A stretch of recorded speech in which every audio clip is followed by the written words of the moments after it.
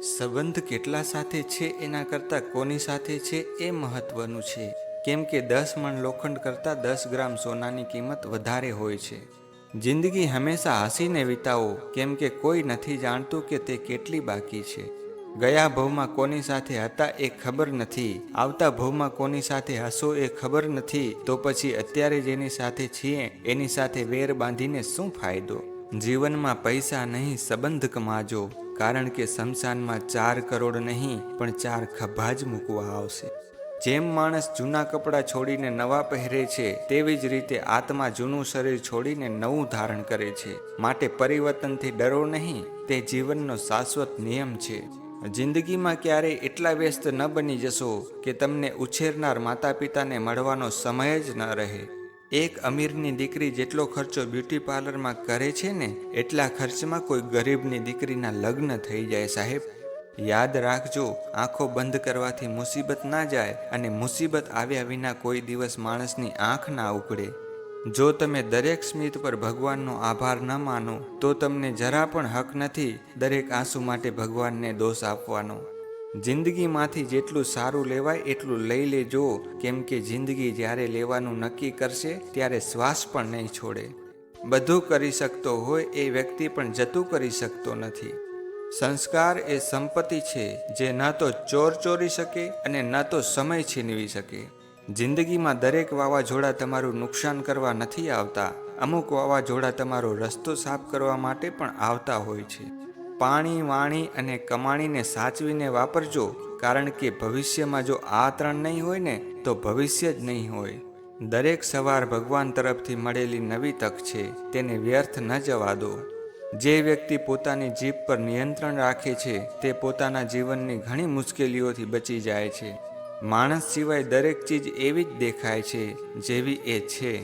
પાણીથી નહાય તે કપડાં બદલી શકે છે, પણ જે પરસેવે નહાય તે કિસ્મત બદલી શકે છે. બીજાને ખુશ રાખશો તો ભગવાન તમને ખુશ રાખશે. દરેક સમસ્યાનો છેલ્લો રસ્તો માફી જ છે. ક્યાંક આપી દો અને ક્યાંકથી લઈ લો. એકાંતમાં પોતાના વિચારો પર અને જાહેરમાં પોતાના શબ્દો પર કાબૂ રાખનાર વ્યક્તિ દુનિયા બદલવાની ક્ષમતા ધરાવે છે.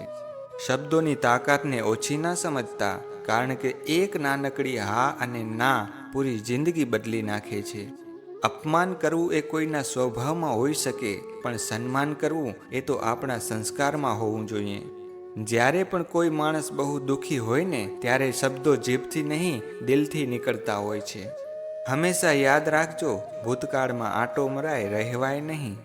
જિંદગીમાં જે પર્વત ઉપાડીને ચાલી રહ્યા છો તેને ઉપાડવાના નહોતા, માત્ર ઓળંગવાના હતા. તમારી કુશળતા પર કોઈ વ્યક્તિ ત્યાં સુધી ભરોસો નહીં કરે જ્યાં સુધી તમે સફળ નહીં બનો.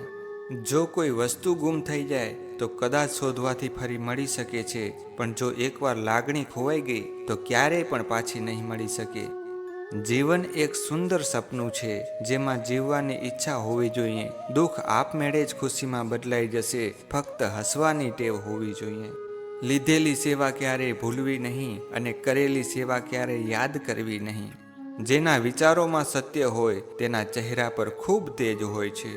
મોટામાં મોટી કોઈ હિંસા હોય તો એ છે કોઈનો આત્મા દુભાવવો, એનું કોઈ પ્રાયશ્ચિત નથી. તીવ્ર યાદશક્તિ એ સારા મગજની નિશાની છે, પરંતુ સાચું કહું, બિનજરૂરી વિચારો ભૂલવાની આવડત એ ખરેખર શ્રેષ્ઠ મગજની નિશાની છે. જે આપણી વેલ્યુ ના સમજે ને, એને એકવાર પ્રેમથી એની વેલ્યુ સમજાવી દેવી જોઈએ. સોનાને પણ ચમકવા માટે અગ્નિમાં તપવું પડે છે. એ જ રીતે વિદ્યાર્થી પરીક્ષામાં મહેનત કરે છે ત્યારે જ સફળતા મેળવે છે. સમય સૌથી મોટો ગુરુ છે.